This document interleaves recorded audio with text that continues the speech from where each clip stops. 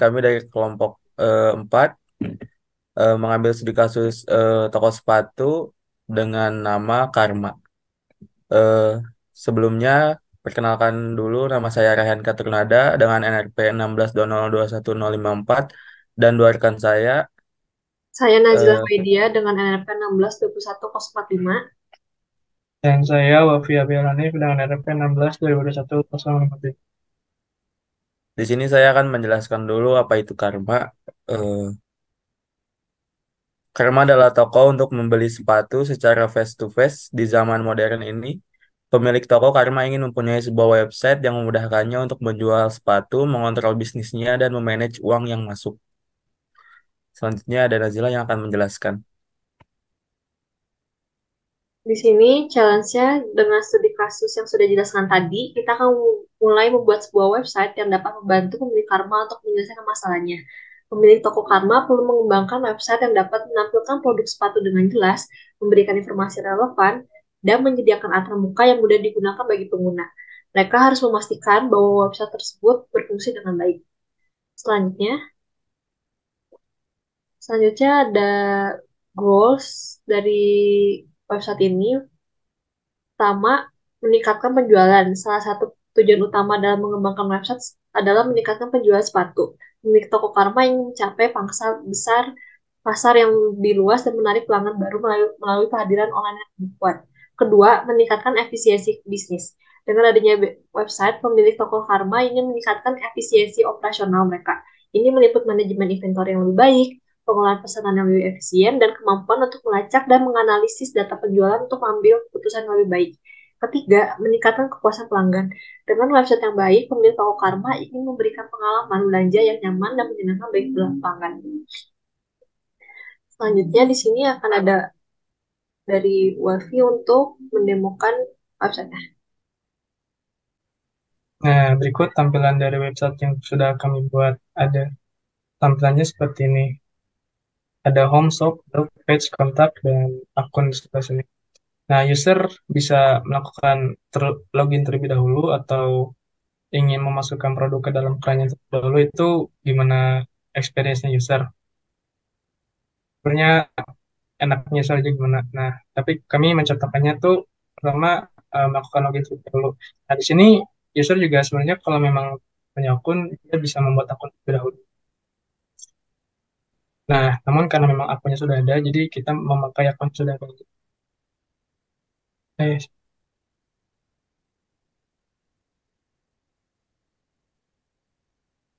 kita menggunakan akun yang sudah ada. Allah, maaf. Nah, ini akunnya sudah login sukses. Nah, jika akunnya sudah sukses masuk, nah kita bisa melakukan belanja produk. Nah, produknya itu bisa dilihat di bagian bawah, di bagian latest products atau bagian coming products, atau juga user bisa melakukan pembelian produk atau melakukan eh, pemasukan produk ke dalam cart di bagian subkategori. Hasilnya sama saja seperti yang di tampilan home. Misalnya kita akan memasukkan produk yang balance ini, nah nanti akan didirect kepada produk retail di mana tampilannya itu menampilkan harga, kategori, dan stoknya itu ada apa tidak. Kemudian deskripsi yang lebih lengkap. Kemudian ada quantity, misalnya user ingin menambah kuantitinya dua atau satu gitu. Nah, ya bisa itu kan. Kemudian setelah dari produk retail, masuk ke dalam cart. Nah, cart-nya itu menampilkan produknya, nama, kumulatif harga dari quantity. Misalnya kita akan mengupdate gitu, atau menambah jumlah barang. Tinggal update, nanti akan terakumulasi dari quantity-nya dikalikan dengan price. Nah, hasilnya 3 juta. Atau misalnya si user ingin membeli produk yang lain gitu, bisa melakukan di continuous shop. Beli produk yang sesuai dengan keinginannya. Misal di sini Adidas Ultra Boost. Sama seperti yang tadi, bisa ditukar atau menambahkan partnya. Nah, nanti akan tertampilkan seperti ini datanya dua. Nah, karena ada dua produk, otomatis di subtotal atau total yang harus dibayarkan oleh user itu akan terlihat di seperti di bawah ini, di bagian subtotal. Hasil 2 juta ini terjadi karena penambahan data yang sebelumnya itu 1 juta Kemudian menambahkan lagi data yang baru, Adidas terus dengan harga 1 juta. Dengan akumulatif harganya tuh jadi 2.600.000 sekian. Namun, misalnya user cuma ingin nggak jadi nih yang Adidas Ultra Boost-nya, user bisa mendelete si produknya. Jadi yang ditampilkan hanya new balance-nya saja dengan harga yang 1.500.000. Kemudian jika memang sudah yakin gitu, user bisa mengklik proses itu checkout, di mana nanti akan mendirect ke dalam billing details, di mana billing details ini isinya pengisian dari full name-nya si user. Kita isinya misalnya Rehan, kita isinya acak aja.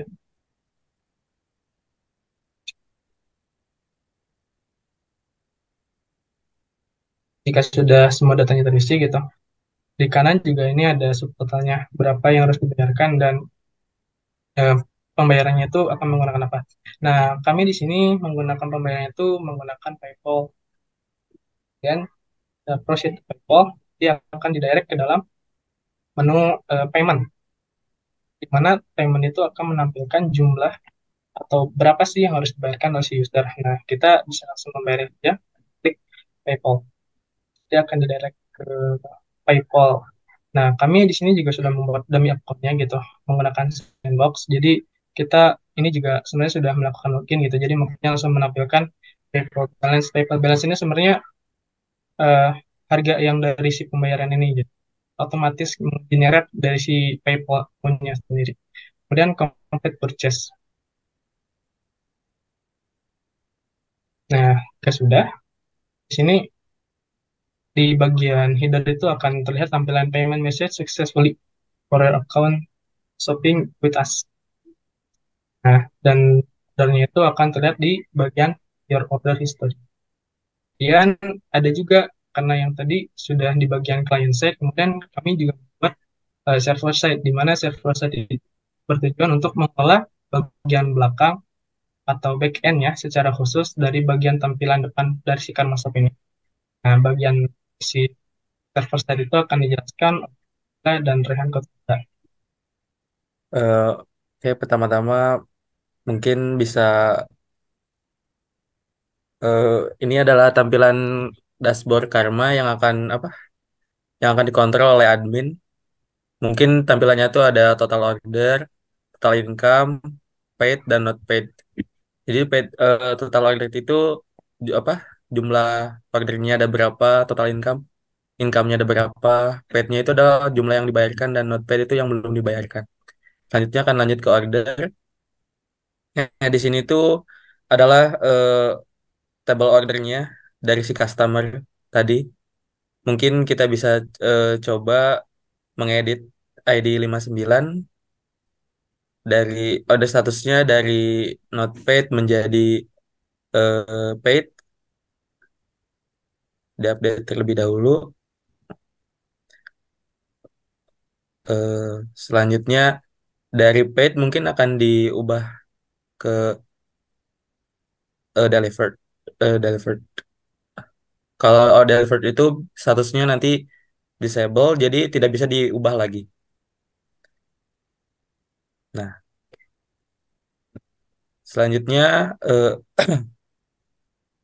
ada products. Product list ini adalah eh, produk-produk yang ditampilkan di Karma Shop tadi. Mungkin kita bisa mengedit salah satu produknya. Mungkin kita bisa edit kategorinya menjadi unisex dari sport. Lalu kita ini checklist latest produknya langsung diupdate, maka akan langsung terupdate menjadi unisex. Unisex. Selanjutnya ada eh, create product jika ingin membuat produk yang akan nanti ditampilkan ke Karma Shop. Kita isi dulu.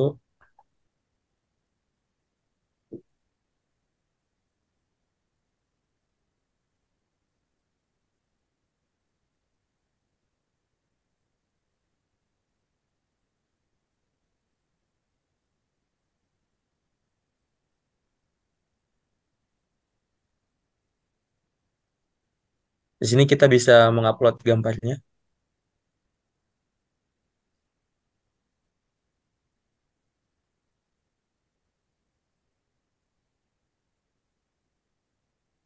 Maka akan masuk ke apa produk list produk. Setelah itu akan dilanjutkan oleh Wafi untuk transaksinya. Nah, jika kan sudah melakukan penambahan produk ya di bagian server side-nya. Tadi yang ditambahkan Nike Airpin Nike Sport dengan harga sekian. Nah, jika kita balik ke bagian Karma Shop dan kita merefresh ini, nah produk yang tadi ditambahkan itu akan muncul. Nah, di sini kan latest products. Karena tadi yang ditambahkan itu coming soon, coming soon. Nah, maka dia akan tampilannya itu bagian coming products. Gitu. Kemudian di sini kan ada logout. Secara user experience, jika kita sudah melakukan apa namanya transaksi check out atau shopping cart-nya itu harusnya kosong kan. Nah, jika sudah kosong dan di bagian ini bisa dilihat ya.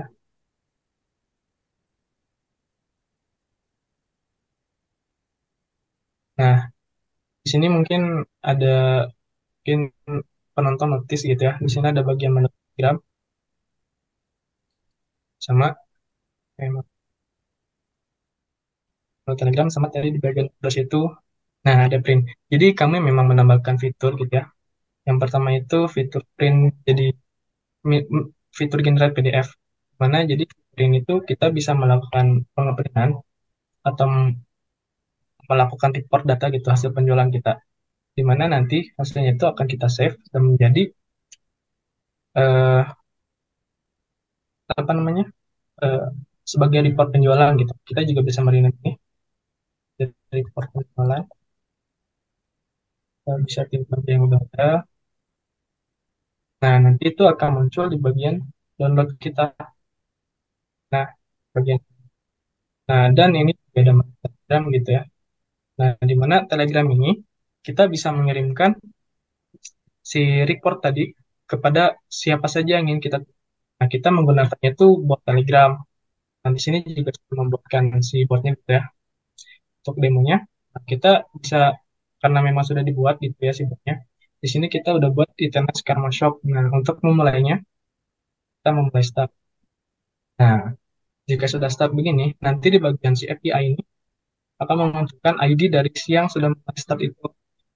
Karena kita akan melakukan inputannya itu mengirimkan datanya berdasarkan ID, maka kita bisa melihat bahwa ID tersebut, ID yang sebelah sini yang saya buat, itu tuh ID yang sudah melakukan start sebelumnya.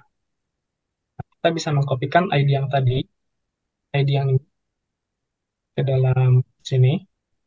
Kemudian kita bisa memilih file yang tadi, yang sudah kita generate di report penjualan.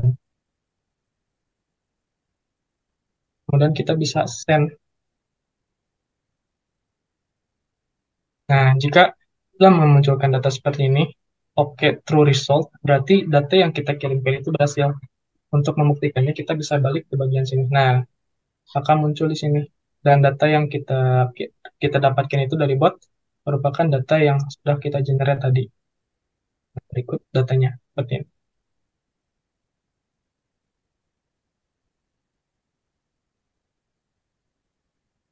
Bisa dilihat ya. Kemudian ya, ada menu logout juga gitu dan ada profile yang bisa merubah nama, email, password, dan nomornya. Kita akan merubah jadi foto dan kemudian passwordnya diganti dengan yang lebih mudah gitu ya untuk semakin edit. Nah, ini kenapa tidak berubah gitu? Karena kita menggunakan session yang ingin langsung melihat bahwa data tersebut berubah, kita harus melakukan login terlebih dahulu. Nah, kita akan masuk lagi.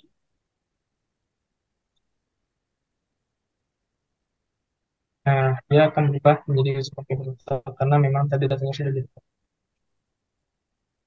Ini di sini juga ada total income gitu ya, yang notice yang seharusnya tuh bagian sini melakukan pengujian yang kedua.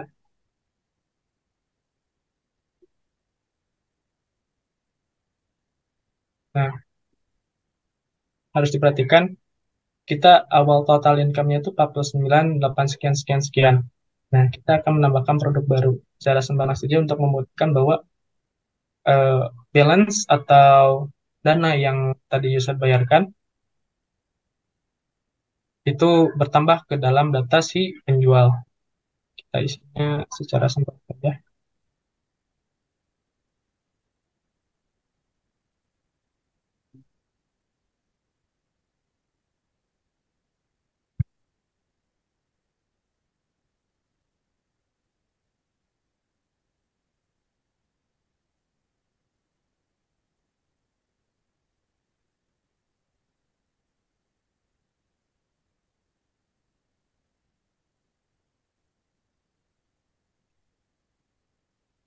Sudah selesai. Nah, kita bisa cek ke bagian sini, belum bertambah karena memang harus di refresh. Nah, dan bertambah. Seperti itu.